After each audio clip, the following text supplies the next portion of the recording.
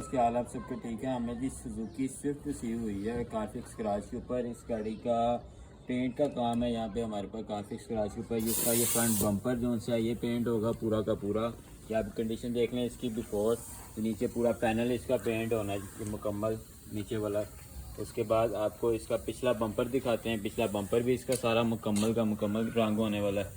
Before condition देख लें आप, ये रेडी हो चलिए रंग के लिए। बिफोर कंडीशन ये है गाड़ी की पूरी। पूरा बम्पर देखें कैसे तैयार हुआ है, पूरी लाइन के अंदर है पूरा बम्पर। उसके बाद ये पिछला वन गार्ड देखें प्रॉपर। पता ही नहीं लगता कि गाड़ी कभी यहाँ से कभी एक्सीडेंट हुई थी। डेंटिंग भी हुई भी है इस गाड़ी की, और अब पेंटिंग की जॉब हो रही है इस वक्त इसकी। अब जब ये रंग हो जाएगा फिर भी आपको इसकी कंडीशन दिखाएंगे। हमारे जितना भी यहाँ पे काम होता है वो सारा क्वालिटी का काम होता है प्रॉपर। हम कोई भी गाड़ी हो उसको ऐसे ही तैयार करते हैं हम लोग।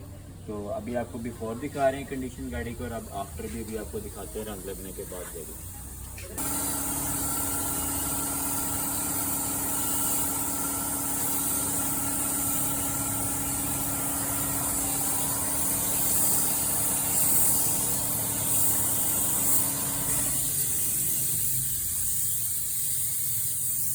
चलिए यार।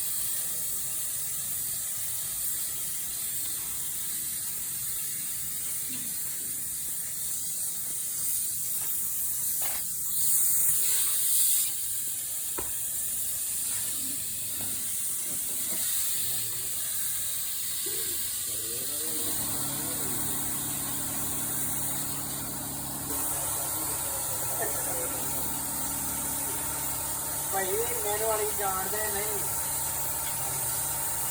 मैं ना एक दिन के बीच में कोई ना हाथ पेट की बने खोल के दोबारा यार मान लो ना ये साथ में